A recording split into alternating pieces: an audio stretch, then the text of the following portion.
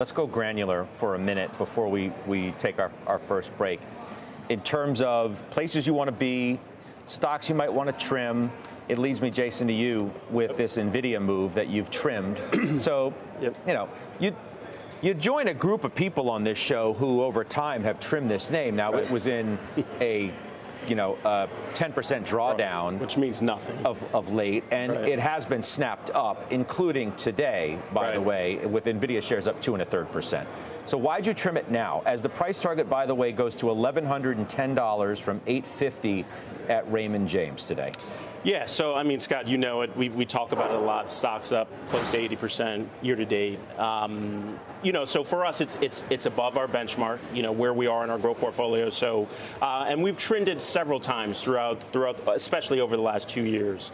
And for us here, this is not an indictment on the stock. It's not a reaction to what we hear from Intel or other players that are producing chips maybe at a cheaper price. That's not the deal at all. This is portfolio management. As boring as it might sound, it is something that we need to do. The GTC conference was very impressive. All the partnerships that they've discussed. I think even what's going on with their inference microservices and what they're able to deliver for developers for GPU chips. I think it's just expanding the TAM even more. But again, we wanted to take a little bit off the table and look elsewhere for opportunity. All right, let's talk about Amazon too. It's higher today. Right now, it is above a new record closing high. 187.77, thereabout. You see it, there it is. Exactly on that number. The intraday high is 188.65, Josh. So we've got some new air here. For shares of Amazon. Look, this was the large cap tech name that I thought would be the best performer of the year, and so far I'm right. It's we got a long time to go, but the reason that I felt that way was really that expectations had been fairly tame versus the Apples and the Microsofts of the world. That's a really great ingredient to start with. That's when you want to take a second look at stocks, when the street is not looking for huge leaps and bounds.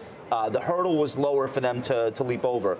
They're very involved in AI, like extraordinarily so. There is no AI if Amazon Web Services is not delivering, quite frankly, most of it.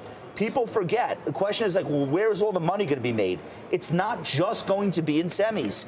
In fact, the semi play ultimately is going to get brutal.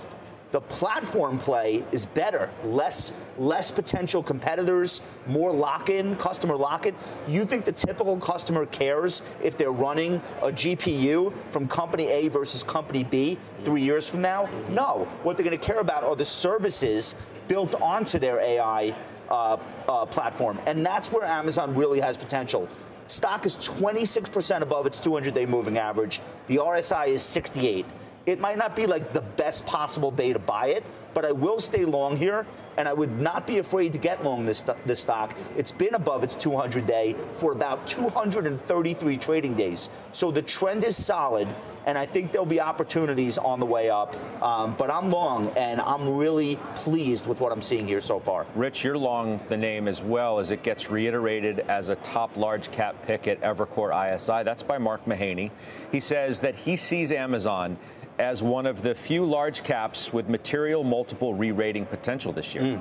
Yeah, and a lot of that has to do with the dynamic of changing their cost structure, which is a large catalyst, and it's moving their cash flow likely from $32 billion in 2023 to $82 billion in 24.